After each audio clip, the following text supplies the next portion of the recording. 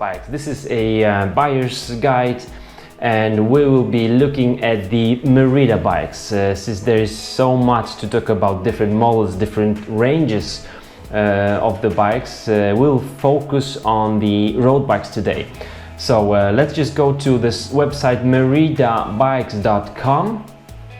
This is the international version of the website, so I didn't select any country. This is just for the international in English. And then let's go for bikes and road and fitness. As you can see, there are 5 different categories here: road race, road comfort, TT, which stands for time trial and triathlon, fitness, and then CX, cyclocross. Let's just click road and fitness. And in this episode, we're not gonna be talking about cyclocross or you can see those lines here. Not TT or fitness. Fitness, that will be a road bike with a flat bar basically, but we're gonna focus on a road comfort. I'm beginning with road comfort because these are bikes designed for the beginner cyclist, for the amateur cyclist, but it doesn't mean that this will be not as good as the race bikes. What will be the main difference? Let me just show you. Let's just click at the first one, Ride 100. A very nice model. And then geometries. The most interesting factor for us here is this HD, the head tube length. And when we go here, head tube length for the most common sizes will be 54-56 centimeters. So the head tube length will have 190 till 215 millimeters. The head tube length, that's the size of this tube. Let's call it tube. This one has 175 millimeters. This is a race specific Sculptura, Merida Sculptura.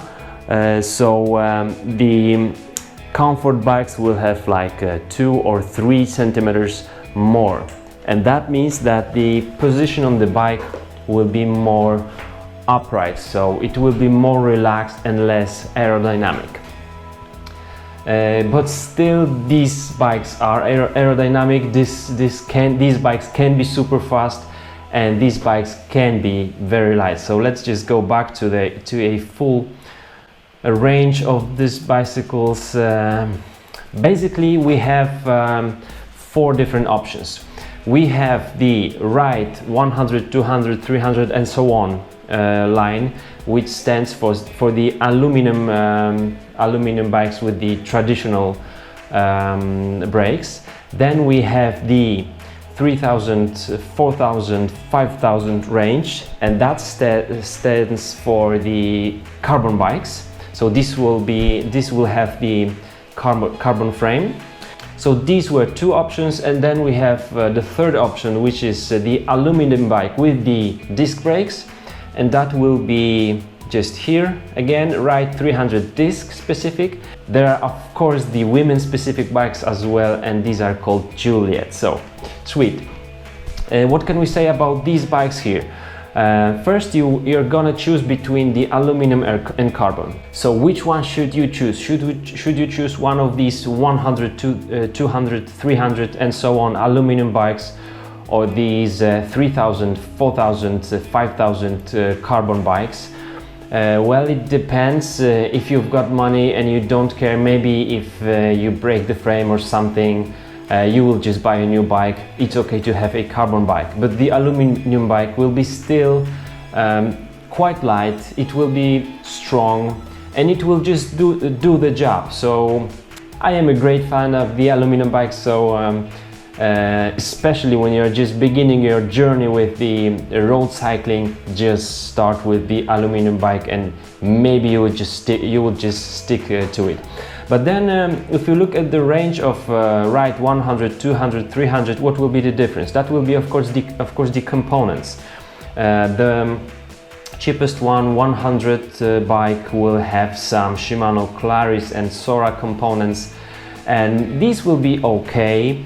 But I'm not sure whether I would choose the cheapest one, especially because of the crankset. The crankset is not the one-piece crankset, and I will show you how to discern that. If you see the crankset in the bike and the crankset has a hole or nothing, that means that this is a one-piece or two-piece crankset, meaning that the spindle and the crank arm is one piece and then the other arm will be the second piece.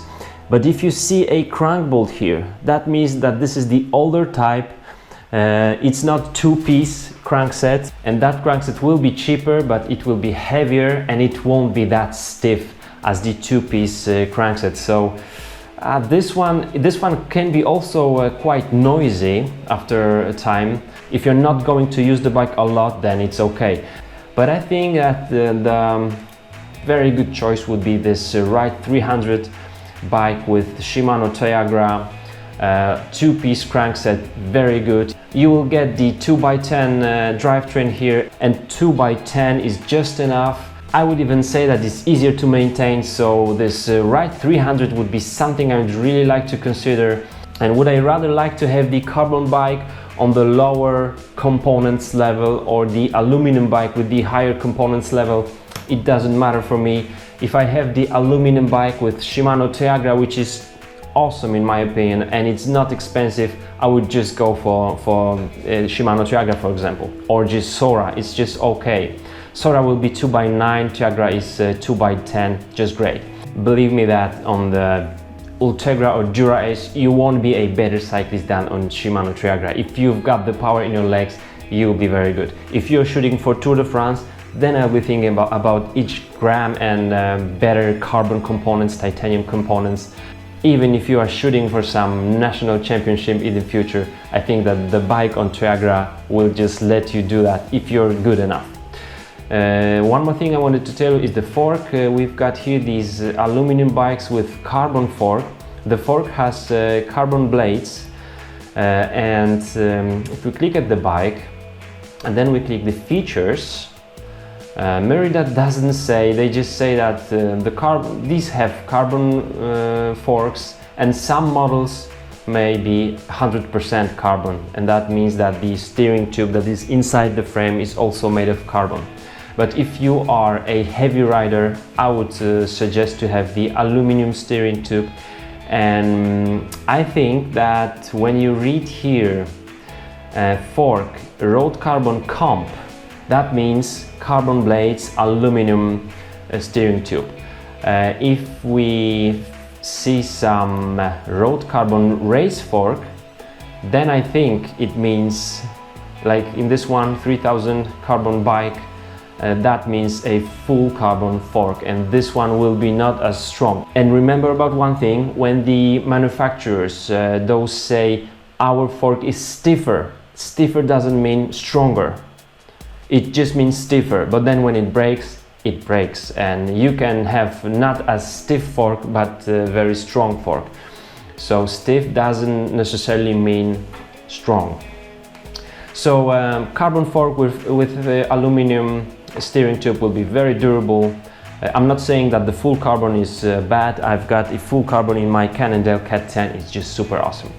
Alright, so if you're gonna go for carbon, I would just go for the cheapest version, and then in the future maybe change the wheels or something. But you've got Tiagra components here, 2x10, and the same full carbon frame as in the model that will cost much more and will have like Ultegra components.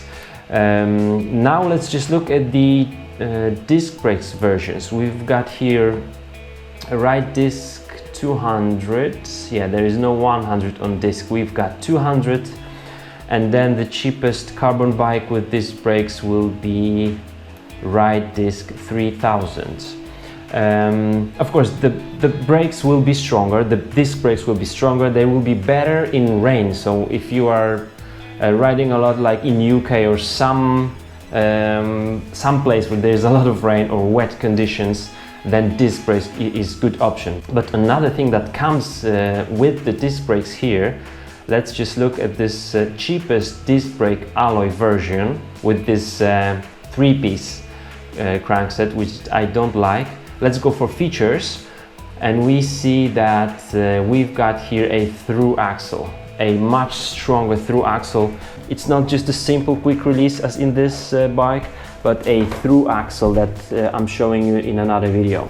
So buying a disc specific bike will have the advantage of the through axle, which is much stiffer and much better. So this is basically the range of the comfort road bikes. As you can see, you've got basically the aluminum and carbon bikes, and those will have the traditional caliper brakes or the disc brakes, and of course the Juliet that is made for women. I'm not saying that the expensive bikes are bad, but if you go just for Tiagra or Sora components, this will be just good enough. You've got more questions, put them below and I will be happy to talk about it. Thanks for watching and see you soon. Bye!